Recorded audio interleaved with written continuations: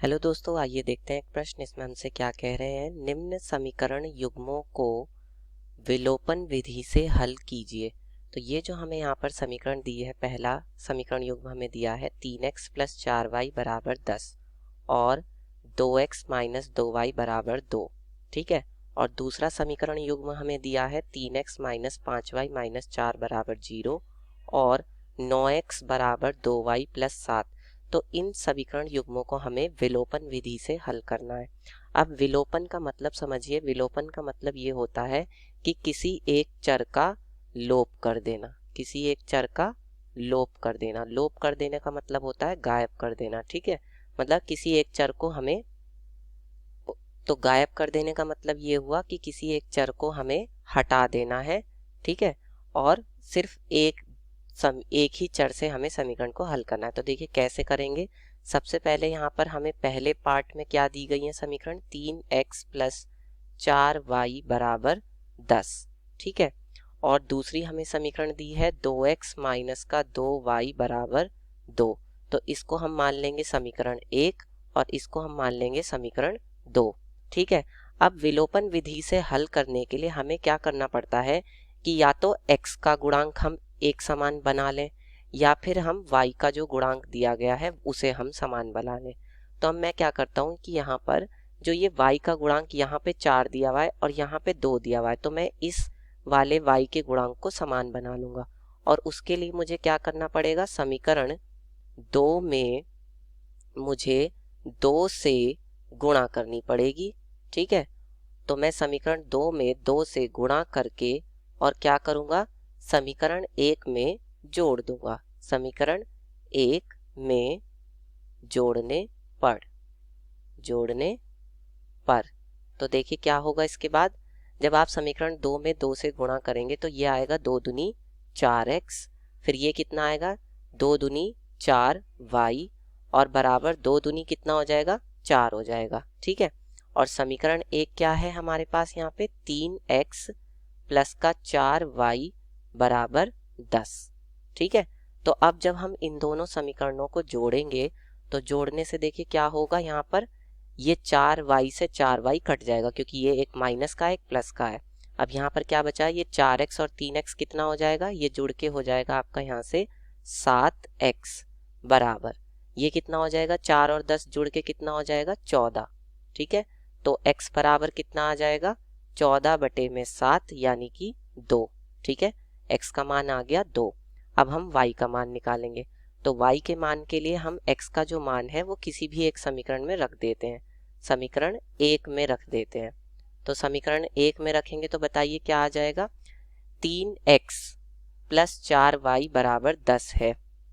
तो यहाँ से आपका आ जाएगा y के मान के लिए 3 गुणा में x का मान है 2 प्लस के 4y बराबर 10। तो इसका मतलब 4y बराबर कितना हो जाएगा 10 और ये होगा 3 दूनी 6, तो 10 में से 6 घट जाएगा तो 4y बराबर कितना आ जाएगा, 4y बराबर आ जाएगा 4। इसका मतलब y बराबर कितना आ जाएगा 1, क्योंकि 4 एकम 4। तो यानी कि समीकरण के हल आ गए x बराबर 2। ठीक है। और y बराबर 1। ये आपका पहले का उत्तर हो जाएगा। ठीक है। अब देखिए दूसरा पार्ट। तो दूसरे पार्ट में उन्होंने क्या कहा है, जो इसके दूसरा है समीकरण युग्म वो हमें क्या क्या दी गई हैं। पहला दिया है 3x माइनस का 5y माइनस के 4 बराबर 0। तो 3x माइनस के 5y माइनस के 4 बराबर 0। ठीक है। तो इसको मैं लिख सकता हूँ 3x माइनस का 5y बराबर 4। ये हो गई आपकी समीकरण 1। ठीक है। अब देखिए दूसरा क्या हमें दिया है, 9x plus 2y plus 9x बराबर 2y प्लस 7। तो ये हमें दिया है 9x बराबर 2y प्लस 7। ठीक है। तो मैं क्या करूंगा, इस 2y को बराबर के इधर ले आऊंगा तो ये क्या हो जाएगा 9x माइनस का 2y बराबर 7। ये हो जाएगी आपकी समीकरण 2। ठीक है। अब देखिए इसके बाद यहाँ पर भी मुझे क्या करना पड़ेगा, या तो x का या y का गुणांक समान बनाना पड़ेगा। तो मैं क्या कर रहा हूँ, यहाँ पर x का गुणांक समान बना ले रहा हूँ। देखिए यहाँ पर 9 है और यहाँ पर 3 है, तो मैं इस समीकरण 1 में 3 से गुणा कर देता हूँ। तो उससे क्या होगा, देखिए यहाँ पे मैं लिखूंगा समीकरण 1 में 3 से गुणा करके और फिर समीकरण 2 से घटाने पर। अब आप पूछेंगे कि मैंने घटाया क्यों? घटाया इसलिए क्योंकि देखिए यहाँ पर भी प्लस का निशान है और यहाँ पर भी प्लस का निशान है, तो काटने के लिए एक चर का लोप करने के लिए मुझे क्या करना पड़ेगा? एक समीकरण को घटाना पड़ेगा, इसीलिए मैंने यहाँ पर घटाया है। ठीक है, तो देखिए यहाँ पर क्या हो जाएगा? अब इसके बाद ये आ जाएगा आपका 3 तिया 9x, ठीक है, और 5 तिया कितना होगा? माइनस का 15y, और बराबर 4 तिया कितना हो जाएगा? 12।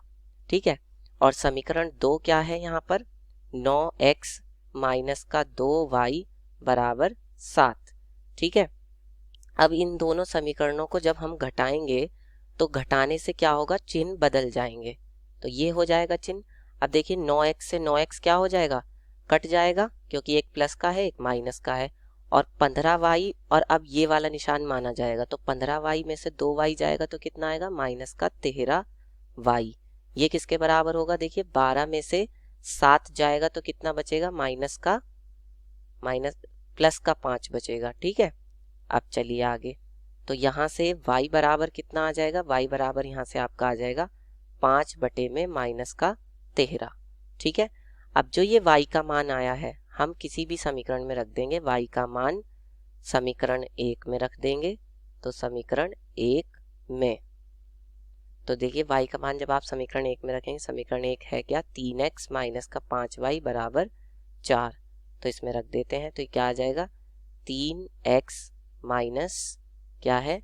5y, यानी कि 5 गुणा y का मान कितना है? 5 बटे माइनस का 13 बराबर 4।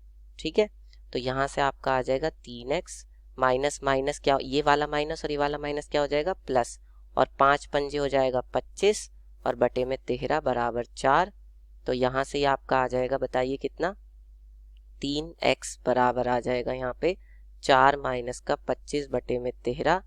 ठीक है, तो 3x बराबर कितना आ जाएगा? 13 चौका 52 माइनस का 25 और बटे में 13, जब यहाँ पर एलसीएम लेंगे। ठीक है, तो 3x बराबर कितना आ जाएगा? 3x बराबर आ जाएगा 12 में से 5 गए 7, और यहाँ बचा 4, 4 में से 2 गया 2 बटे 13। ठीक है, फिर x बराबर कितना आ जाएगा? 27 बटे में 3 गुणा 13, तो 3 से 27 कट जाएगा 9 बार में, यानी कि x बराबर कितना आ जाएगा? 9 बटे 13। ठीक है, तो x बराबर तो 9 बटे 13 आ गया हमारा हल, और y बराबर कितना है हमारा यहाँ पे हल? y बराबर देखिए, y बराबर यहाँ पे है हमारा 5 बटे माइनस का 13, तो माइनस का 5 बटे 13, ये आपका उत्तर हो जाएगा दूसरे का। इस तरह से हल करके बता देंगे।